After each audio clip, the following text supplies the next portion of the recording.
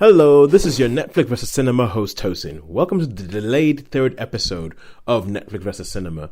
Unfortunately, we had a bit of a snafu with our recording equipment on the Isle of Wight, so that was recorded down a phone line, and it might be a bit muffly, but we hope you still enjoy it. Sorry, and hopefully see you next week. In the red corner, wearing red and black trunks is... In the other corner, wearing many different trousers all at the same time, it's...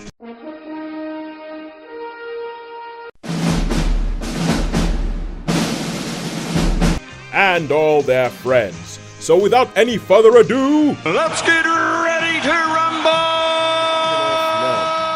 Hello and welcome to Netflix vs. Cinema, the podcast where we try and answer the increasingly relevant question, are you better served paying a small ransom and sitting your butt down in a cinema, or paying a small ransom and sitting the same butt down in front of a TV, computer, or phone for your entertainment needs? My name is Tosin and I'm based in Coventry in the UK. And joining me from the Isle of Wight, also in the UK, are Shaun. Hello there. And Sharon. Hello. How are you guys doing today? Yeah, good. I'm Good. I'm defrosting slowly. It's been a chilly one down here, Tos. Oh, right. Oh, it actually snowed here this morning. Oh my goodness. Snow? Yeah. I believe in snow. I don't see it very often, but I believe in snow. Well, that is the drawback to living in the warmest place in the UK. Yeah. That I can count the number of times I've seen snow in my life. It's very rare down this way, isn't it? When we do get it, it's like panic stations. But it's nice. It's nice. It's always nice. Yes, I do. When I was a child, I was like the child in The King and I believe in snow, even though they'd never seen it. Yeah. Yeah, no, it was crazy this morning. I got out of the house and went to the car and I said, oh, I forgot something in the house. Went back in, it was raining when I got out of the house. Went back into the house and when I came back out with what I picked up, everything was white. So, wow. Yeah, it was. I was like, where did that come from? It just showed up out of nowhere and it's hung around all day. Well, it hasn't been snowing all day, but the snow's been on the ground all day. Wow. Yeah. It's unbelievable. Yeah. It's like instant snow. Yeah, I know. They tell me that it's a benefit to living in a colder part of the country, but hey, quite frankly, I'd rather have the warmest area of the UK. But anyway, enough of that. So you guys been going to watch films, and I hear that you guys are planning to go watch something tonight. Yes, we're going to watch Glass. We are going to watch Glass, on the UK premiere. I've been looking forward to this so much. I mean, I loved Unbreakable. Unbreakable is a really good movie, and Split was all the more better for the after credits. Yes. That sort of made the film better. Sit up and notice, you sit and it was like, whoa. And so this, I'm looking forward to this. Looking forward to this movie. Yeah, I think it's going to be intriguing. All right, cool. So now let's carry on with our random efforts to figure out this conundrum of Netflix versus cinema. And our solution to this is to engage a borderline addiction to movies, go to the cinema each week, watch something on Netflix each week, and then rate them and see where the better time was had. Now, at any given time, Netflix has way more to watch than is on offer in the cinema, so we have a few rules to help make the fight fair. But before we mention the rules, Shaun, you are an avowed lover of the cinematic theatre experience. Isn't that right? Have been since a small child. Yeah. I just love the cinematic experience. Yeah. Now, it's like a major thing for me. Okay. Cinema. So the last sentence I just said, does that worry you a bit? Because essentially, at any point in time, Netflix just has so much more to offer on than is in the cinema, where you have, if you're lucky, 8 films. But I think what it is, I mean, I'm not really that scared by it. Originally, I was like a little bit annoyed as why would they make films? But then, on the other hand, there's so many people that probably haven't got access to a cinema or can't go regularly. I mean, I'm in the enviable position, or we're in the enviable position that it's quite relatively easy for us to get to the cinema. Yeah, true. And so it's handy for people like that. And I guess it's not like a competition, but some of the you can have, like, you go to the cinema for like the major big releases. I mean, you know, the cinema, like films coming up this year will be like the Godzilla movie, Godzilla, King of Monsters, and those sort of movies. Now those you have to see at the cinema. I don't think it doesn't matter if you had one of those 50, 60, 70 inch screens in your house. I still think that would be a cinema experiences.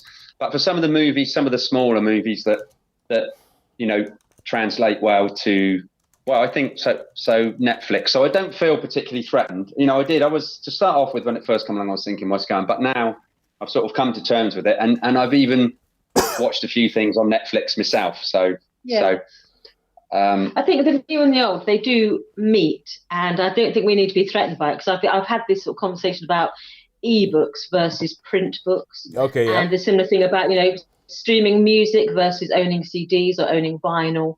Each has their own value, and I think they can coexist. I mean, like the vacuum cleaner didn't get rid of the broom. They can coexist. That's it. Yeah. Yeah. So a coexistence. So yeah, I think I'm quite accepting of it, really, to be fair. It's not, sometimes it's nice and easy. You can just come home, sit down and think, I can't be bothered to go out tonight because we're talking about the coldness or the wet or whatever. I'm just going to sit in. Oh, what's on Netflix? Oh, that looks a good movie. It's like, as I say, I watched a movie this week, actually, now on Netflix. So, and it was okay. It was pretty good. Yeah, well, you see, now this is part of the thing that I have, because I've started getting busier with work. And when you're trying to figure out what to watch, because I'm self-employed, so I used to be able to go watch films during the day and then do more work at night and all that kind of stuff. But then you look at it and you go, oh, okay, look, if I go in now, it starts at 2 o'clock. That doesn't really work because I've got something at 4 and the film's not going to finish before then. And you have all that problem. But with Netflix, you can just go, what's it, 3 o'clock in the morning? Yeah, press play. Yeah, no, I agree with you, because sometimes the timings at the cinema, I mean, there's been movies on when I've wanted to see, and you just can't see them because they're like at 3 o'clock in the afternoon, 9 o'clock in the evening, and you think, I've got to go to work tomorrow. Yeah. So it is good for that. But I think you do still need the cinema for the big major releases. Yes, I think so. Because there's some great movies. I mean, the Infinity War. I mean, that's something you need to see. And I think sometimes at the cinema as well with a big movie, is if there's more people there, you can actually get a bit more of an atmosphere. Whereas, if you was to watch something like Infinity War on your own or with your thing, it's just wouldn't be the same, So you're saying it's that experience. You're saying it's the difference between, let's say, going to watch a football game in the stadium and watching it on Sky at home. Yeah, probably much like that. Yeah, atmosphere. Yeah. You're in the dark with X amount of people, and you might hear a few gasps amongst with the popcorn. And we've both had a situation where we've been alone in the cinema. Yeah. We're not alone together, but you've had a screen to yourself, and I've had a screen to myself a couple of times by turning up to a really random film, and I'm the only one in there. Yeah, that's quite an interesting experience. I quite like that. I quite like that experience as well, because you can totally immerse yourself then. Because I mean, the thing is with watching things on TV is it's really easy. Someone might come around or ring the doorbell. It's easy to pop out and say, "Oh, I'll just make a cup of tea," or "I need to go to the loo," or whatever. Yeah. So you have got that, whereas if you're in the cinema, you can really, really immerse yourself and lose yourself. And in my house, it's a bit like the song "Our House" by Madness. There's a line in it that's saying, and there's always something happening. It's usually quite loud. Yeah. And so in my experience house, you can't just sit down and watch a film without interruption. It just doesn't happen. Someone comes in normally and says, "What's all this about?" And it's like, I'm not going to have to explain the whole plot. Pause it and then start again if they want to watch it. So I think there is something to be said for an immersive, quiet zone. Okay, cool, good stuff.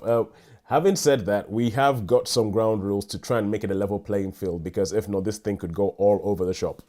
So, and I'm actually quite happy, because I think that the films we have sort of reflect this. So the rules. Number one, you can't just watch something that you've seen at the cinema. So let's say you watched a film and you really, really liked it at the cinema, like Shaun, you mentioned Infinity War. I know that's recently come onto on-demand services. You can't go watch Infinity War, then come back and watch it and go, "Oh man, I watched Infinity War again this week. It's awesome!" and I think this is one of the places where Netflix comes into its own, because the smaller films, and I know it's happened to all of us, where there's a film and you said either when they schedule it, they put it on a stupid o'clock, and you just can't make it to it, and it's there for a week and it's disappeared. And you're like, "Oh, but I really wanted to see that, but now I'm not going to get a chance to." And I think this is one of the places where Netflix comes into its own. It's those small films that you missed at the cinema that you really wanted to see. You can catch them up on Netflix. And that's actually what happened with me this week. So I have a film this week that I saw called Ideal Home, which is one that I wanted to see when it was in cinemas. Didn't get a chance to, because I think at that time I was living on the Isle of Wight, and I don't even think it came to the Isle of Wight. But now with Netflix, it probably didn't. I mean, that is one problem with the island, is they don't get all the movies. No. Yeah. quite often. There's been loads of movies that we haven't got, which people would like to have seen. I'm sure. Okay. They just think. Okay. So the first one is that you can't see something you haven't seen at the cinema. Right. Okay. Yeah. Second one is that we're going to we want to bring in Netflix originals, so things that Netflix has made, because this is where when you say they can live beside each other, but this is where I think that Netflix is actually actively trying to disrupt things up. I think they're kind of going beast mode. It's a bit like you, Shaun, when you go to the cinema, you decide, I'm going to see 7 films this week. Netflix, they're going a bit beast mode because they are getting world-renowned filmmakers. We've spoken about the Coen brothers. We've spoken about, I still haven't seen Alfonso Cuarón's Roma. But even even today, I mean, Netflix just sent me what's the word? An alert saying, oh, this new film's coming. And it's a film by Steven Soderbergh. So yeah, they got some. Yes. That's it. They've got some. Well, as I say, I watched a Netflix film, and there's quite a few. I mean, I've seen a Netflix film called Wheelman. It was 2017, but it was a Netflix original. Yeah. And I think you've seen that. That's Skin of the Wolf. Yeah. It was a Netflix original. So, so we wouldn't have seen them at the cinema at all. Well, if it's a Netflix original, it was never at the cinema. That's it. It was never at the cinema. So I think Netflix is. They are doing a lot to try and pull people away from cinema. I mean, someone like Steven Soderbergh, I think it's made for him because he's just all about experimenting. This is a man who retired, then came out of retirement to make a film on an iPhone. So I feel like he's always looking for, and I think for the more experimental filmmakers, they will love something like Netflix because they'll be given less of a budget but more control over what they can do. Yeah, for sure. For sure. All right, cool. So you can't watch something you've seen at the cinema. We have to have Netflix originals. And the third one is TV series. Because, I mean, even calling them TV series nowadays is a bit weird. Because it's not really... I mean, what do you mean? It's just almost kind of like a longer film nowadays with TV series. It's not...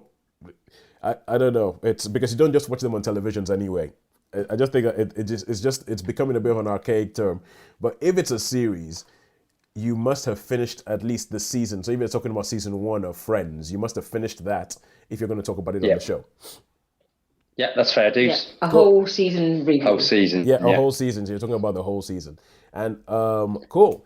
And without further ado, let's crack on. And first up, we're gonna let cinema come out of the block swinging this time round. And cinema, we're gonna talk about Stan and Ollie. We are going to talk about Stan and Ollie, which is the film that I think we've both seen this, haven't we? Yeah, we've both seen this, and this is actually the big one in the cinema. Apparently it's the number 1 in the UK, which I've got to be honest with you, kind of surprised me. Yeah, well, I mean, they're well known. I mean, it was like Christmas, wasn't it? I mean, in the run up to Christmas, like as soon as December started, you'd have the Saturday morning Laurel and Hardy, and they showed them on Talking Pictures on the television. Yeah. So I think a lot of people are maybe seeing them for the first time on there. From this, yeah, but no, I mean, they were quite fun. They were great. They were like a stable thing. They were quite fun to watch. BBC you know what I mean? BBC Two, yeah, BBC Two Saturday mornings.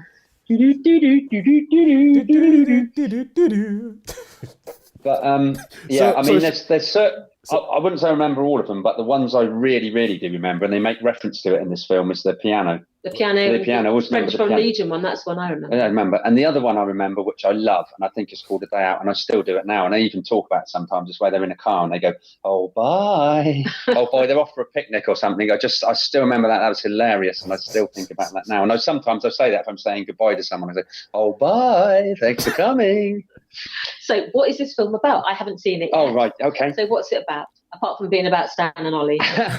Laurel and Hardy. Laurel and Hardy, 2 great actors. Do you want to go on this one, Tosin? Okay, cool. I'll go. So obviously, Stan and Ollie of the title are Laurel and Hardy, the sort of legendary comic duo who are known. They transcended from the silent film era and they went into like the actual sort of talkies films, and they're one of these enduring comedy acts where even though I mean, their heyday was most of the people who were around in their heyday, which was, I think, the 30s was when they sort of kicked off.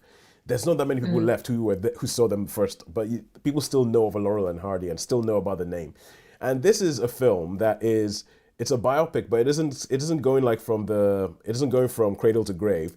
It is focusing really on, well, the film opens up, and it opens up at when they're at the height of their powers. They're in the middle of making a film with Hal Roach at the Hal Roach Studios, and they are discussing because Stan, who's Laurel, and if you only know them from picture, you have one of them is quite rotund and one of them is quite skinny. Laurel is a skinny one. Hardy is the rotund one. And he's the Yorkshireman. Is he from Yorkshire? Stan Laurel? Yes, Really, from Stan Laurel, yeah. Ulverston. He was born That's in it. Yeah. And so he's kind of like the more business-brained one of them. And he's talking about the fact that he's referencing all these people who at that time were contemporaries, like Charlie Chaplin or Buster Keaton. And he's talking about the fact that they have a cut of the films that they're in. So that means that every time the film gets shown, and even especially those times when they had reruns before everybody had TVs, he was like, they get a cut of that. We don't get it. And he's talking, and he's like, we need to renegotiate, and we need to get a cut of our own of our own shows or our own films. And Hardy's kind of like, well, I don't really know about this. Let's not rock the boat. I think I've got a good thing here. And they have a really nice tracking shot that sort of shows you what studio life, filmmaking life was like at that time. And for someone like me who just loves talking about filmmaking and loves how films, that I really, really like the opening of this film. That it jumped. Yeah, it's great. Yeah, carry on, Shaun. It sort of shows you the studio system, which was around for a lot of years, because it mentions about the contracts, isn't it? And they've got like different contracts. So with Hal Roach, he was just like he was like one of the major. You had Max Sennett comedies, and you had Hal Roach. He was like they were like the major producers of those type of films. Yeah. Harold Lloyd, Charlie Chaplin, and of course when stars used to sign contracts that was only for a certain time, and they basically had a hold over you. The studios had like a major hold. Yeah. And obviously the contracts are running out, so Stan's is running out, and Ollie's still got a few years to run, isn't it? Yeah. So I mean, that sort of starts ball rolling, really. Yeah, it kicks the ball rolling, and then you jump ahead. I think is it 16 years into the future? 16 years, I believe. I think it's 16 years you jump ahead. So it's now the 50s, I think it is. And 50s, yeah, 50s. Yeah, and then they show up in Newcastle in England. So in England, they've got to do a tour. They've been given a lot of shows. So they've got this they've got this agent, and the agent he's a bit. He's not very nice, is he? The agent. He's English. He's an English agent. He says, and they book into this hotel. He's an absolute smarm bucket. He's a smarm bucket, isn't he? Really, he's a smarm bucket. Yeah. A total smarm bucket. And anyway, he says, the hotels will get better as we get more. We get more running. And all through the thread of this film, sort of Stan has had this idea that he wants to make a movie, and he's got this idea for a movie about Robin Hood, and it's sort of been a bit of a carrot for Oliver to come to England to do these shows, on stage shows and everything like that. And of course they go to like these hotels and things, and they're all Mr. Really nice that so they are recognised. Yes. But they have to go through all these different shows. They go all around the country in different areas, and obviously the first show they do is they're talking to one of the lady in the hotel. She says, you must be playing the Roxy. She says, no, I can't remember the theatres, but says, you must be playing the Roxy. Goes, no, we're playing Queen's Hall. We're playing the Tivoli. I don't imagine that. And they play the Queen's Hall, and they go to Queen's Hall, and there's like half a dozen people there. You know what I mean? So So they wind up. But it gradually, all these things go on, and it's about the. I think it's. It's really good. It captures the feel of England in the 50s. Britain. Let's just say Britain, because they do go Scotland and it really captures that. I think there's even one time when they go to like Eastbourne. You know what I mean? And you the prim and proper. Oh yeah, so it's really good. Like that. Eastbourne, by the sea. So holidays by the sea. Worthing, yeah, that's it. Worthing, yeah. People used to retire and live in hotels. Yeah, they did. And that really does come across, doesn't it? It's sort of that. The retired major living in the hotel on the seafront. Yeah. So. Yeah, but I mean, I think the characters are absolutely brilliant, aren't they? Yes. Do you think? Well, I think that it's just done really, really well, because I think the characters are well sketched out. You get this whole idea between Laurel and Hardy, like what the different parts are to play in this partnership. There's like, you talk about the film that Stan wants to get made, and Ollie keeps asking, so when are we gonna make this film? When's the producer gonna come see us? When's he gonna come see us on stage? When's he gonna come see us on stage? And Stan just keeps like, saying, well, yeah, maybe when we get to London, oh yeah, this or that or the other. And you can see that their careers have sort of fallen away. They're not as popular as they used to be. They're not as popular as they used to be. They're not like a dead set in the box office anymore. They're not really getting to make films, and it just follows them in this sort of twilight of their careers and really the twilight of their lives. Because you can, as it goes on, you can see that Oliver has health problems and it isn't quite working. But because you have Steve Coogan playing Stan and you have John C. Reilly playing Ollie, and I think the casting is actually really, really good. They're brilliant, not just good. I think they're brilliant.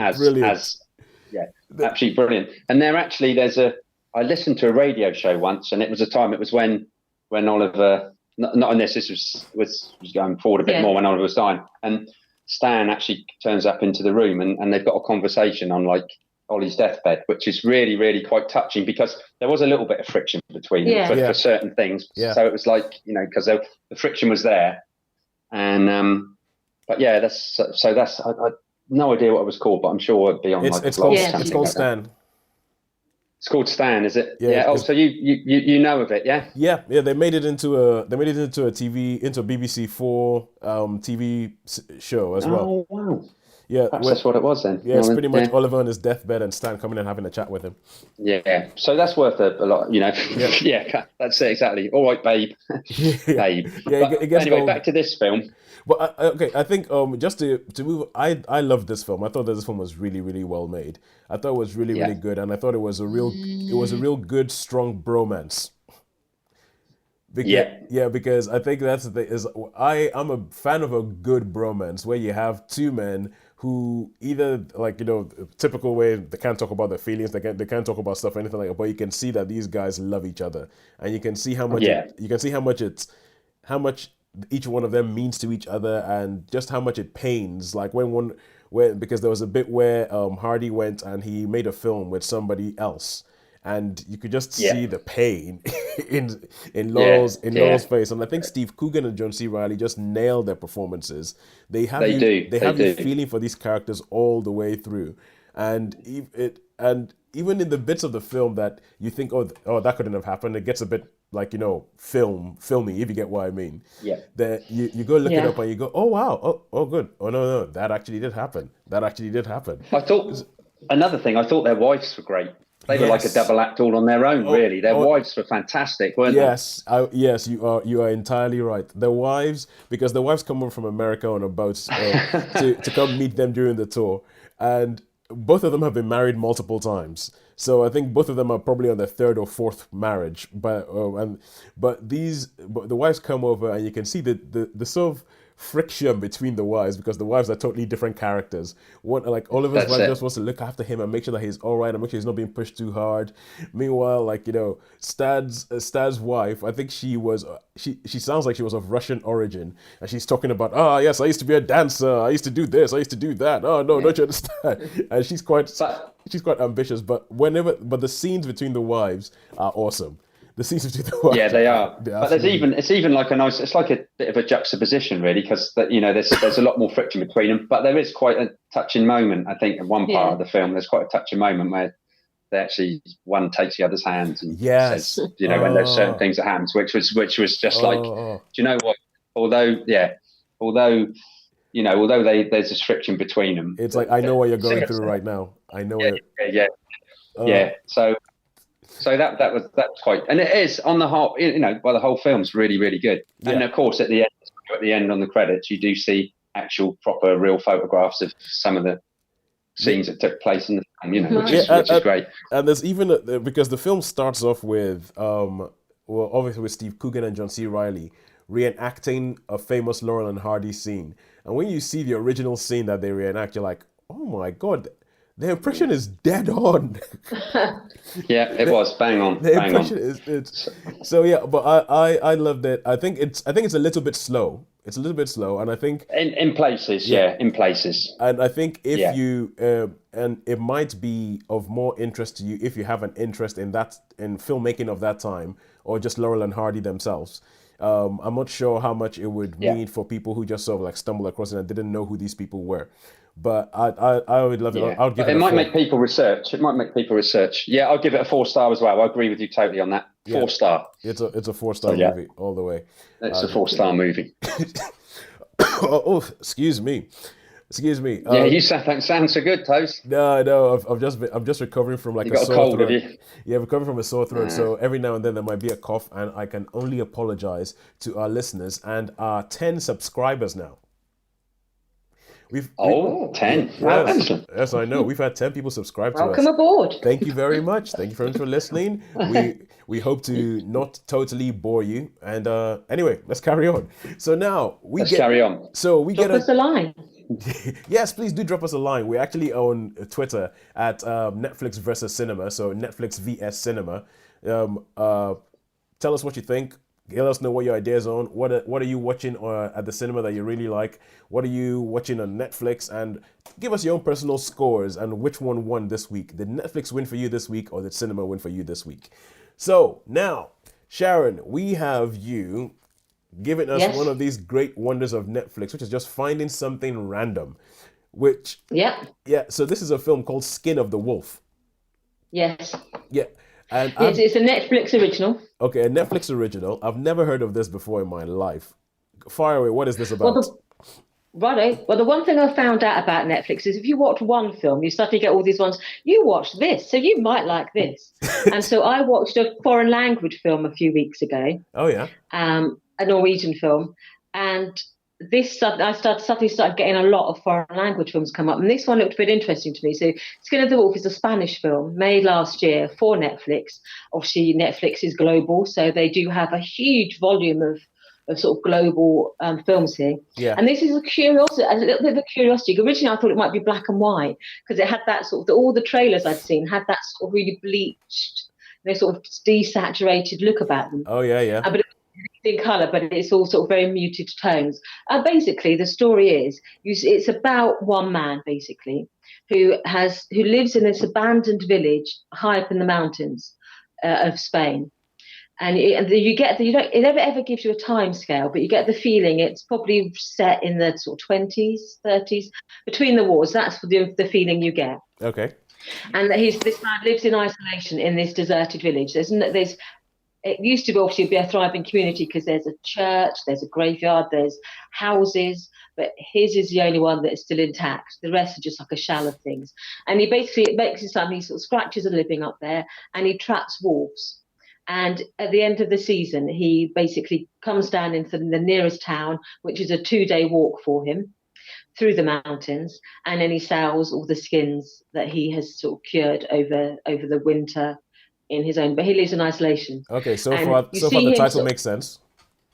Yeah. So then you see him trekking down the mountains, and he's got a couple of contacts with the local village. They view him as a bit of an odd bod because he appears once a year or twice a year.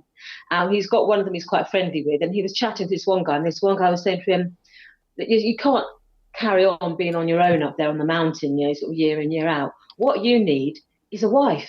Oh. And then if you get yourself married, then you'll have children, and then you'll be like, everything will be perfect for you. and so basically that gets him thinking. And then he thinks, okay, I'll get myself married.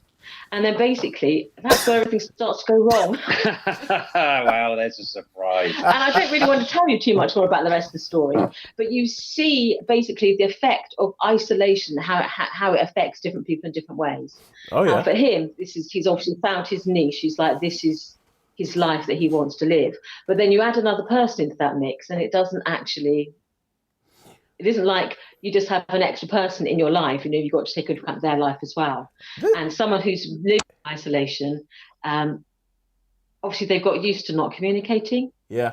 They may be used to sort of, if they live in a raw existence, then, acts of kindness may be, alien to them. Yeah. And so you can see how there's certain key events that happen over the course of the rest of the film, and you see that how things might have been different had there been, more communication, or there been more kindness, or there been more understanding.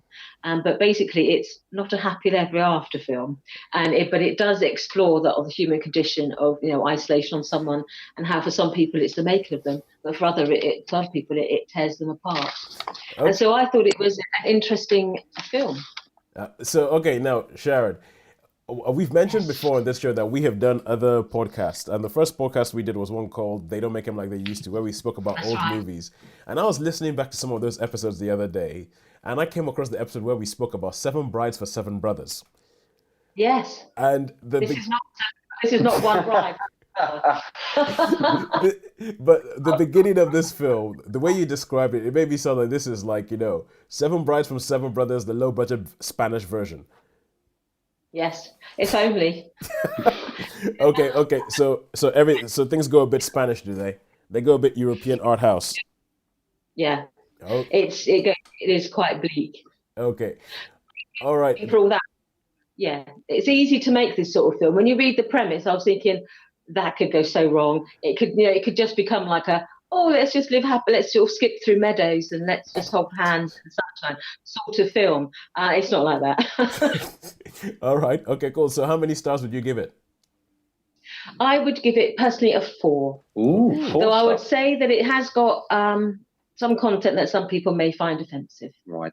Is it much in the way of action? Is there much like in the way of fights or anything like that? No fights. No fights. Oh, right. Okay. It's basically a lot of it. There's hardly any language speech in it at all. There's moments of silence where there's like you spend a lot of time just looking at expressions, and you Sometimes have to that's read quite good. into it. Yeah. And so if you don't like reading subtitles, there aren't an awful lot on them. And he's a man of few words, so when he does speak, he only says, like 3 or 4 words at a time. Right, okay. So it's Cool. very little speech. So it tells a whole story basically through, and you have to you interpret a lot of it yourself. Yeah. So it leaves it open to the person who's viewing it.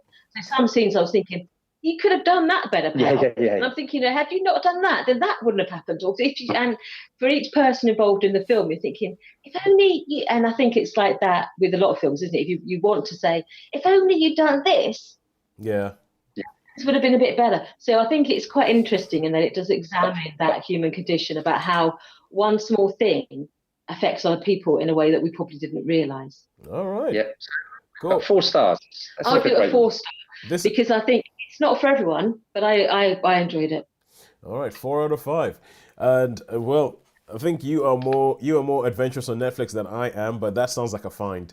Right. Well, there's I'll just say I did look at some, and I was looking because I've suddenly been bombarded now with everything in another language other than English, and I did start to watch a Russian television series, thinking, hey, I might watch this and then give you a review on it. And you know how we said that we would only review things after the end of the series. Yeah. Well, I thought, I'll see how many episodes there are in this. See how many I've fitted. There are 43 episodes. In I will not be sitting through 43 hours of Russian television, I can tell you.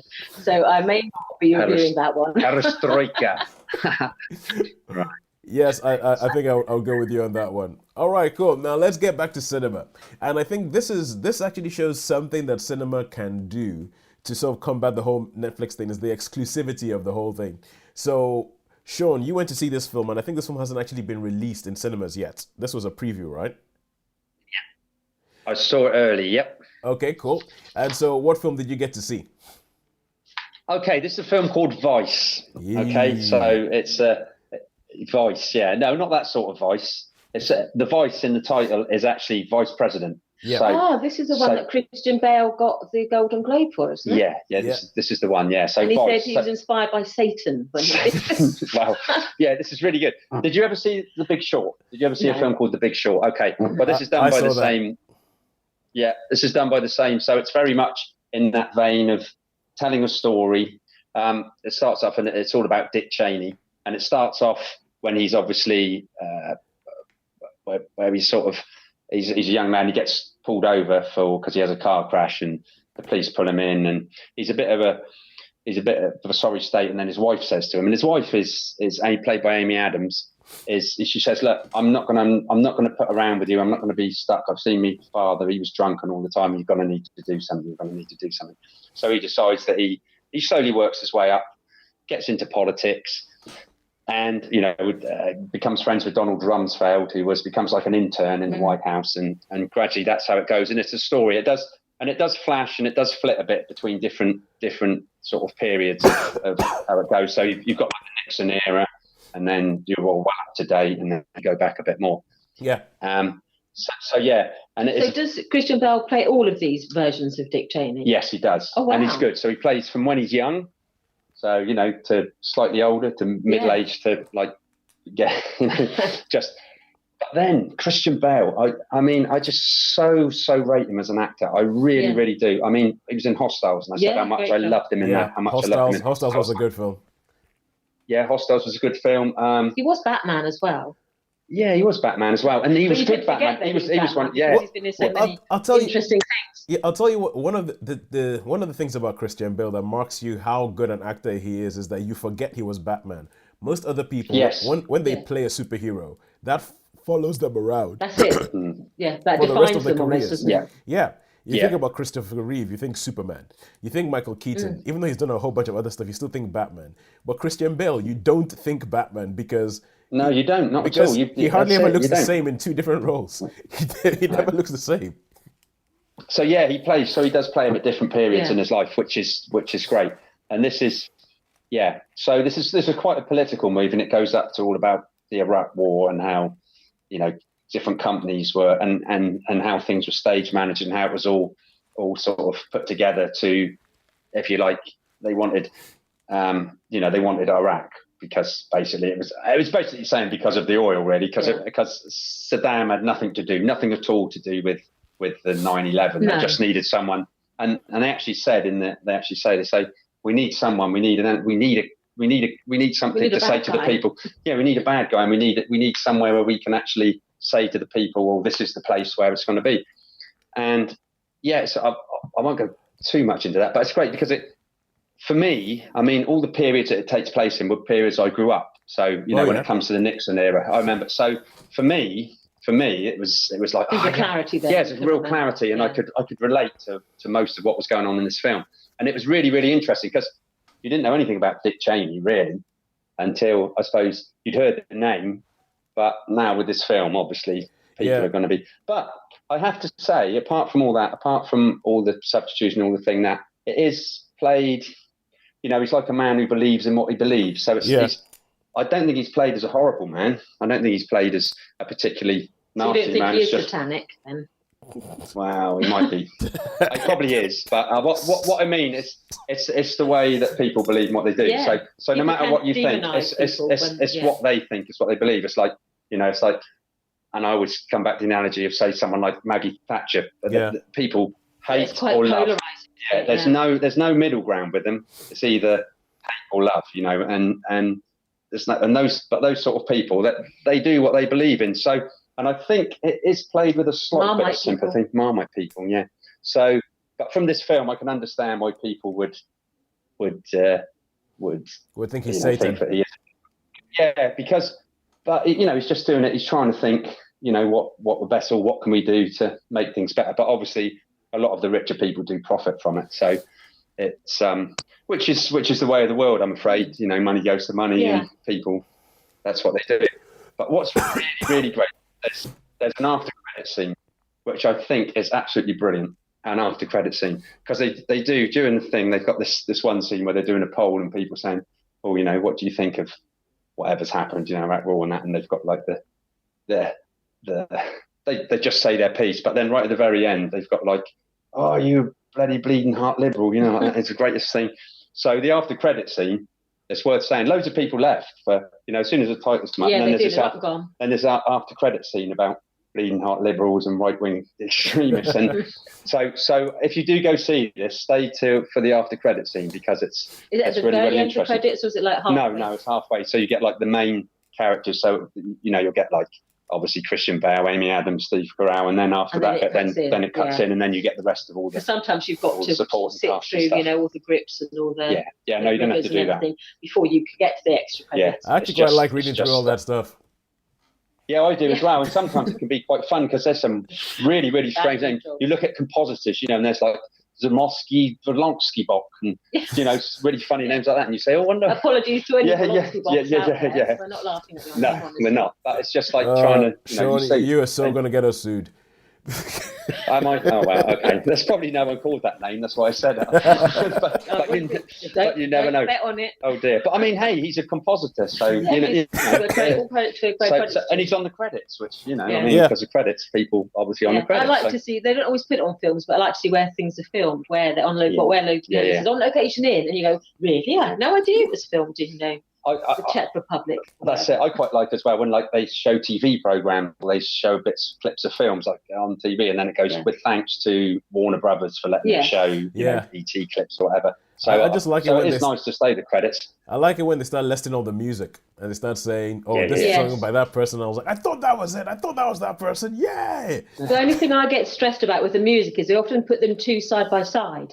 And so you haven't quite got time to read all of the performed by, have you? When you identify the song, and then by the time you've actually got down to the performed by bit, it's just disappearing from view. I agree. That's it. That's towards the end of the credits. But the only thing I found so I've noticed, sorry to chip in here, I know we're still talking about Vice, but I've noticed on Netflix, sometimes it doesn't let you watch the credits. It skips them and it's like, oh, the film's over, bye.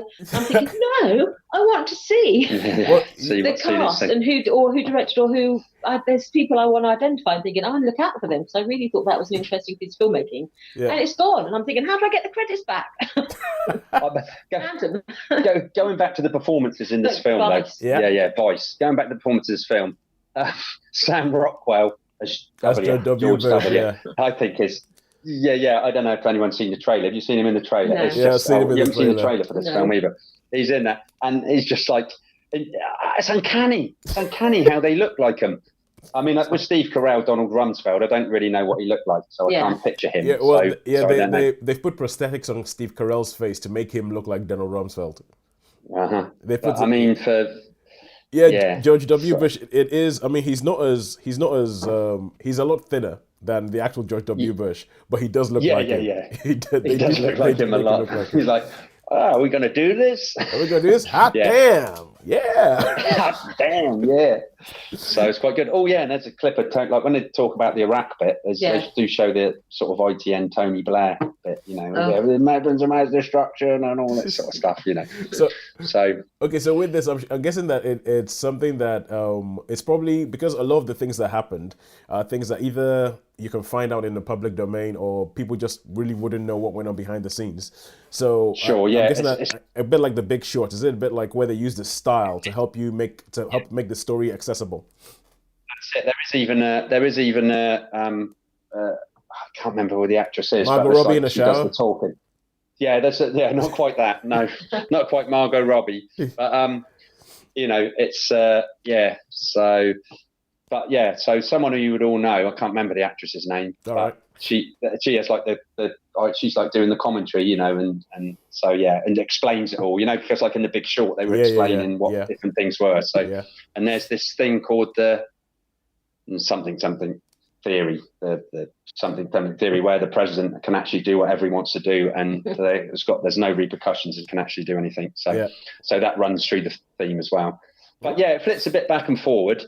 And as I say, it's really relevant to where we are now. Moments in time, with different, like with the Nixon thing and all that, where he cuts his teeth with the campaigning, and because he wasn't very good. There was a scene where he tries to become a senator, but he's not particularly good at being a front man. He doesn't come across particularly well as being a front man, so he just has to do it. He has to do it sort of. Okay. Oh yeah, there's a great thing. I'm just going to say this thing, and there's a great thing because he goes. He's like, you get these scenes of fly fishing. You get these signs of fly fishing, and there's a really good scene, and that's when he's talking to George W. You know what I mean? And it's obviously you can see, and it's the things he's saying and that, and it's like he's doing this fly fishing. You know what I mean? And then gotcha. You know what I mean? So that's a good character scene. Yeah, really good. Okay, how would you rate it then? I think. It does lull in a couple of places, and it tends to go on a little bit too long. But I really enjoyed it on the whole. But it's only going to get a 4-star, so 4-star. Still good. So another 4-star because I liked it. I liked the idea. I thought the performances, as in Stan and Ollie, were absolutely brilliant. And Christian Bale, I think, is class. Okay. So I liked him in American Hustle as well, by the way. Yeah. Yeah. Okay. All right. So, big 4-star for me. 4 stars. Cinema swinging. Cinema's doing well this week. All right, cool. Now Grace and Frankie. Oh, sorry. What I meant to say is that you guys have to get to the cinema soon because you're going to go see Glass. Yeah. Yes. Yeah, we are. So we need to. So I'm just gonna try and speed up things up a little bit, just so we get you to get the time. All right, cool. So I saw Grace and Frankie. So I've finished watching season 2 of Grace and Frankie. Now this is a show. I'm not sure whether you guys have seen it or heard about it. Have you? I've never heard of it. No. Okay, no, cool. no idea. Now this is the kind of thing I think Netflix does really, really well. This is a TV show that stars Jane Fonda and Lily Tomlin. Wow. Yeah. Yeah. Now some of you. Oh right. Okay. 9 till 5. Were they? Exactly. Yeah, They were. Yeah. They were in 9 to 5. They were in 9 to 5. That Dolly Parton has not shown up on this show yet, but there's always rumors that they're trying to do something. And the whole idea of this show is that so Jane Fonda is Grace, Lily Tomlin is Frankie, and they are married. Their husbands are partners in a law firm. And so because they're partners in the law firm, the husbands are really, really good friends. They have been in each other's lives, but they really don't like each other because Grace is very sort of like prim and proper, and she's like, the sort of country club lady. And Frankie is a hippie, quite frankly. She's kind of like, the kind of person who would have protested the Vietnam War, all that kind of stuff. So who plays who? Who's the? I'm assuming that Jane Fonda's the free spirit and Lily Tomlin's the slightly uptight one. Is that right? Hang on, you're not being serious, are you? I don't know. No, it's the other way around. Jane Fonda's the uptight Other way one. around. Yeah. Okay, because I think Jane Fonda used to be the protester, the free spirit, the do what you like. Oh, but yeah. Okay, that's interesting. Yeah, because for me, I've always seen Jane Fonda as the kind of person who you would see in a pantsuit. Yeah, yes, that's true. So she's the kind of person you see and Lily Tomlin has always struck me as this kind of like just watching her on screen, you have this feeling that she'll either be fun or really, really annoying on a set. Because you feel she'd just be like this free spirit floating around, and I think the show plays into that. So Frankie is. It's a long running show, isn't it, Tosin? Yeah, it's about to do its 5th season. It's about the 5th season is coming out this, and it's one of these shows where I started watching the first couple of episodes and I went, okay, yeah, whatever, and I left it alone. Yeah, and I left it for it must have been about 3 years or something, and I was like, whoa. They're still making that show. Well, maybe they built on the original premise, but the premise of the show, the big thing about the show, is that one evening, Grace and Frankie are told they're meeting up with their husbands. They're having like a sort of double date. So they go to a restaurant, they sit down, and the husbands sit them down and tell them that they are leaving their wives for each other. If that makes sense. So. What the hey? Exactly. So they've been married 40 years. These marriages have been going on for 40 years. And the husbands sit them down and tell them, well, we're sorry to tell you this, but we love each other. The husbands tell them we love each other. We've been having a clandestine affair for 20 years, and we are leaving you for each other. We're leaving you to come out of the closet to be gay and get married. And out and proud. So is it like a soap opera then? No, it's a comedy. It's sort of like a comedy. It's a comedy, yeah. But I mean, is it like a comedy soap? Because it sounds a bit that way. If it's been running that long, and it's like, I mean, I've not seen it. I don't know nothing about it, but I've got this picture of it just being like about these 4 dudes and a couple of other people coming in and sort of the relationships between it all. It's not really a soap. It's definitely more of a comedy, and each season's only about 10 episodes long. Each season is only about 10, but it deals with things like like for instance, each one of them. So. One couple has 2 daughters, one couple has adopted 2 sons. And so they bring all the kids together and they tell the kids what's happened. And the kids have all these conversations where they're talking and they're saying things like, what the heck's going on? What do you mean dad's gay? And all that. And they say things like, look, if my father had been cheating with a woman for 20 years, we would be mad at him. But because he's been cheating with a man and because he's gay, we can't say anything. We're just supposed to be fine with it. and I love the fact that this show, it's a really, really funny show, but it also deals with a whole bunch of like issues. Like, okay, how are you supposed to deal with this? A woman who has put her life, she's 70 years old. How does she start again? But then Grace and Frankie, because obviously they can't live with their husbands anymore, they each leave the house, and there's a beach house that has been owned by both families, and they both end up there. And so they end up doing this odd couple situation where they live together, but they don't like each other, and they've got to try to figure out how to do the whole thing. And then and a lot of it is about, it deals with a lot of issues for older people. Like, okay, if you read anything about this, you eventually realize that they go into business, and Frankie creates a lube out of yams, which they start selling, and then they decide, you know what? They start talking about things like sex is actually quite difficult for older people, so they start coming up with ways of making sex easier for older people, and that becomes their business. But it's a very, very funny show. It's very, very well observed, and I think it's one of these shows that it manages to be funny, but also deal with real life issues at the same time. There was a whole thing about euthanasia that was put in there, because that's what you have to deal, the sort of questions that have to come up when people grow older. But I would, so I finished watching season 2. I would give season 2 of Grace and Frankie 4 stars, and I would recommend that everybody go watch it. It's a really, really good show. So we know about Jane and Lily. Who plays the husbands? The husbands are played by Martin Sheen. Okay. Yeah. So Grace's husband, Robert, is played by Martin Sheen. Frankie's husband, Saul, is played by Sam Waterston. He of Law and Order fame.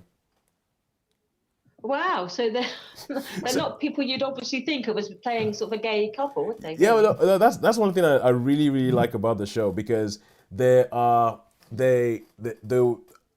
well, I know that nowadays people probably complain and say, oh, why aren't the characters being played by actual gay actors? But I think that it's just done really, really well. So, yes. Okay, cool. So, yeah, as I said, Martin Sheen plays Robert. Saul, Sam Waterston plays Saul. But I think what I like about it is that it just shows them as human beings. It's not a show that is particularly, it doesn't really have an agenda, so to say. It doesn't have like an agenda of, yeah, we're going to show this, then this is to show what the gay lifestyle at 70 is like. It isn't really about that. It isn't really about, oh, look how bad these women have been done. It sort of follows, it looks at what it's like for the kids. It looks at what it's like for the wives. It looks at what it's like for the two, because they, like, for instance, the character of Saul particularly, he has a lot of guilt over what he's done. Like, he's like, I love her, but I've lied to her for all these years, but this is who I feel I am and all that. So it's a really, really well done show, and I would recommend anybody watch it. Okay, so 4 stars, yeah? The 4 stars? Yeah, 4 stars. The entire cast is good. All right, cool. Should we move on then, if we can? Yeah. Yeah, let's move on to Collette. Okay, cool. So, Collette, Sharon, can you tell us quickly what you thought about Collette and how many stars in about 2 minutes? Yeah, Collette was a cinema release that stars Keira Knightley and Dominic West. It's a sort of biography of the writer Collette. But if you're French or you're a student of French literature, you'd know her. Basically, it's like the whole Belle Époque. It's the end of the 1800s, and she moves from like a country girl to going into Paris and suddenly being surrounded by this sort of bohemian lifestyle. And her husband, played by Dominic West, his name is Willie, and he's a very famous writer of his day. And then as she marries him, she realizes basically that he's incapable of being honest, incapable of being faithful. But they form a relationship based on the fact that it's sort of almost like an open marriage that they have, which is sort of like quite modern, but it was part of that bohemian lifestyle. Yeah. And Collette, from being like this country girl, she basically finds her own identity, where she explores her creativity. She ghostwrites novels for him. He puts his name on the book, but she's the one who writes them. Yeah. And they're called the Claudine novels. Apparently were hugely popular in Paris at the end of the 19th century. That's why the 19th century. And so you see them living these sort of lives where she's just trying to explore her identity as an artist. She starts to dance, as a writer, even though her name is not known.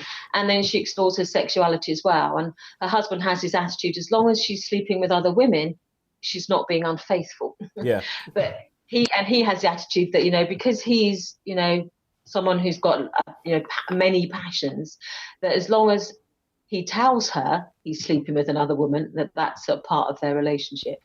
And so they have this sort of open marriage, but there's this sort of tensions running through it about, are they really being true to themselves? Are they really being true to their marriage? All right. But it's for their relationship and their relationship with other people through the sort of 10 years of their marriage. All right. And now this is a film that it feels a little bit like once you've seen the trailer, you might have seen the whole film. More or less, yes. I think that's probably quite fair.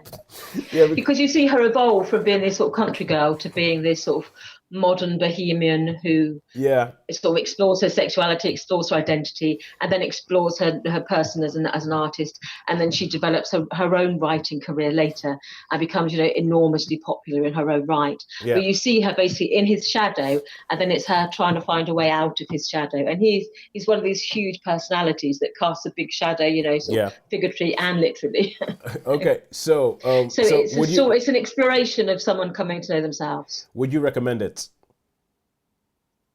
I would. I mean, if you like sort of artistic, sort of literary type films, then yes. I mean, if you don't mind sort of scenes of sort of same-sex sexuality as well as sort of unfaithfulness and those sort of scenes, then it's sort of, adults will be watching this film who the content. So yeah, I think it's fine.